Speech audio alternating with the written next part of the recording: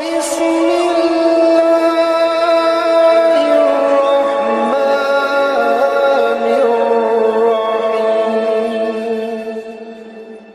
semalam menerima kiriman SMS. Seorang ibu meninggal dunia. Biasa kalau kita mendengar berita ada orang meninggal dunia, karena kita semua akan menghadapi kematian. Tapi yang luar biasa, peristiwa yang terjadi saat dimakamkan. Anaknya menceritakan saat dimakamkan diantar ke kuburan, begitu mendekati kuburan tempat ibunya, malah semua jamaah yang ada di saat itu sangat terasa harumannya kuburan itu. Harum sekali, keluar semacam wangi yang luar biasa, sampai orang pada pandangannya kepada yang lain, barangkali di antara jamaah yang membawa wangi-wangian yang bagus, tapi ternyata tidak, mengalir dari bawah keluar, sampai ada yang malah melihat asap-asapnya. Asap ini bukan asapnya kebakaran, tapi asapnya itu karena wangian dari masuk dari kuburan itu. Sampai dikuburkan, malah kata anaknya, begitu saya sendiri yang nurun memakamkan, mengkuburkan ibu saya, sampai saya dengan tanah saya sendiri membawakan tanahnya menutupi kuburannya. Pulang ke rumah saya mandi dan mencuci tanah dengan sabun, tapi masih terasa tanah saya harumnya luar biasa, sampai tidak bisa kehilangan. 3 malam masih tersimpan harumnya itu. Saya bertanya lewat SMS, apa kelebihan ibu kamu? Dia bilang, ibu saya biasa, malah orang awam, bukan wanita yang apa gitu, awam-awam biasa. Tapi setahu saya, ibu tidak pernah tidur sebelum membaca surat Al-Mulk, Tabarakalladzi biyadihil mulk. Saya langsung menjawab, itulah yang Allah hantarkan kepada ibu kamu. Dan inilah berita gembira bagi kita semua, sesuai janjian Rasulullah sallallahu alaihi wasallam. 30 ayat syafa'at li sahibiha min adzabil qabr. 30 ayat yang telah membawakan syafaat bagi orang diselamatkan dari siksa kubur. Dari situ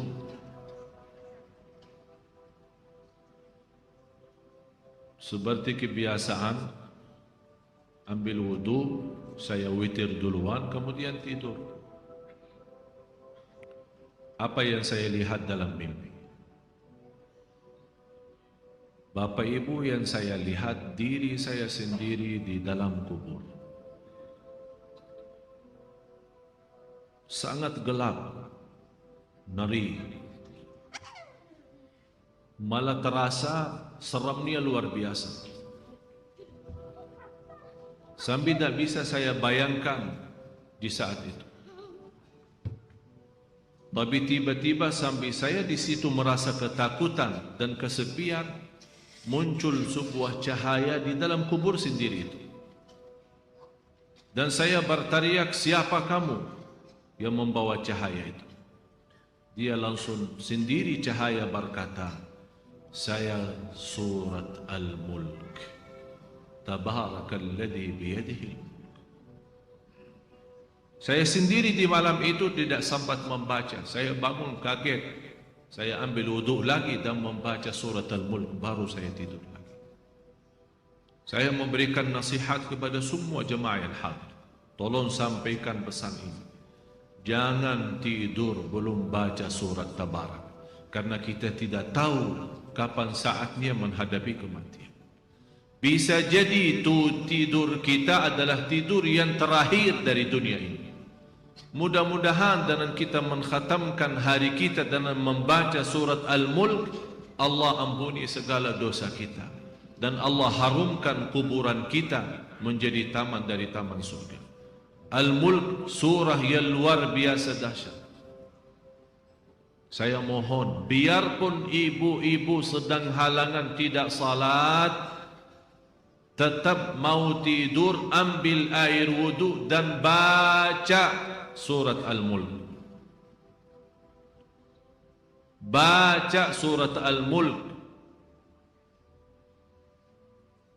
Siapapun kiainya, siapapun ustaznya, siapapun dokter yang melarang kita sebagai wanita membaca karena lagi halangan, saya sekarang berkata, ibu-ibu sedang halangan, baca surat Al-Mulk.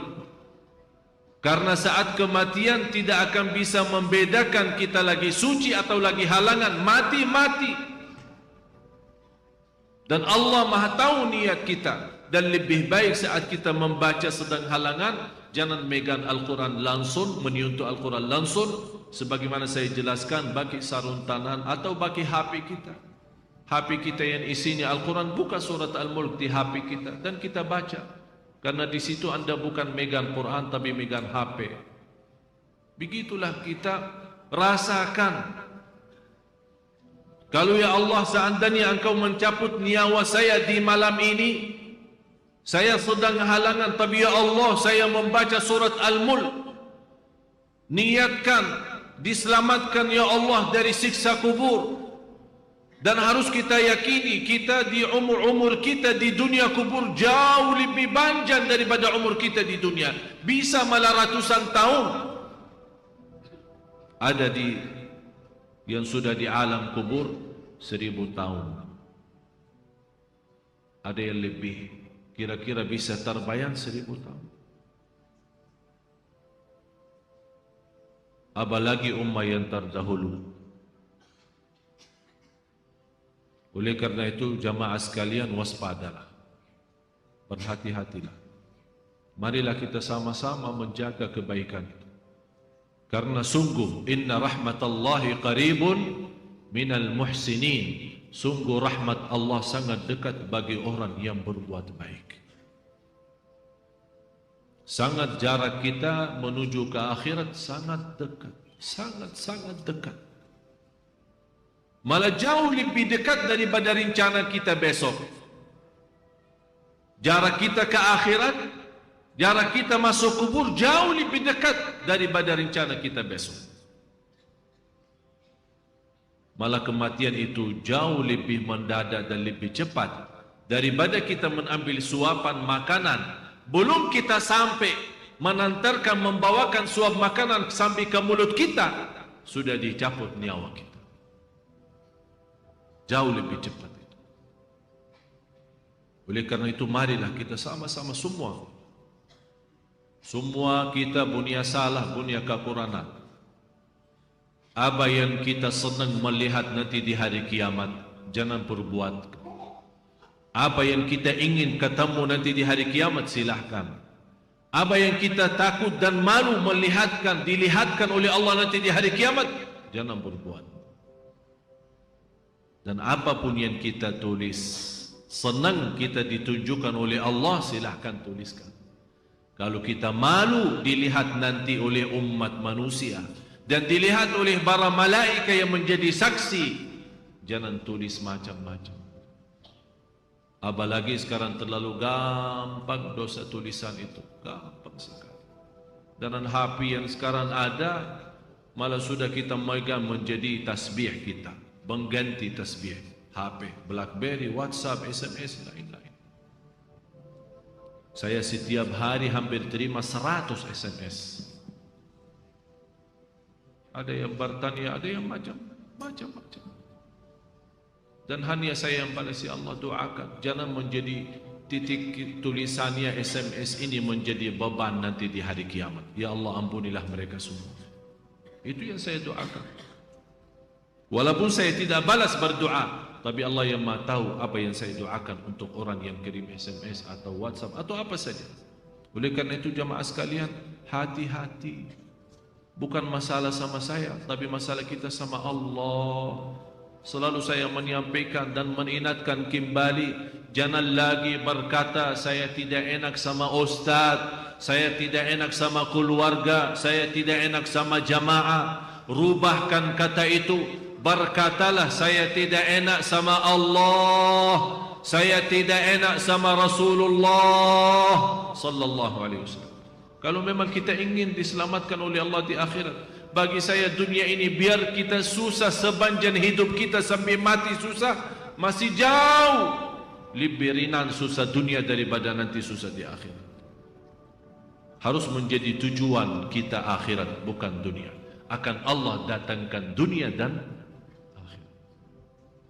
Ya ayyuhalladzina amanu ittaqullaha wal tanzur nafsun ma qaddamat lighad wattaqullaha innallaha khabirun bima ta'malun. Orang beriman, bertakwalah kepada Allah dan lihat masing-masing apa yang kita bawa nanti untuk hari esok, hari kiamat.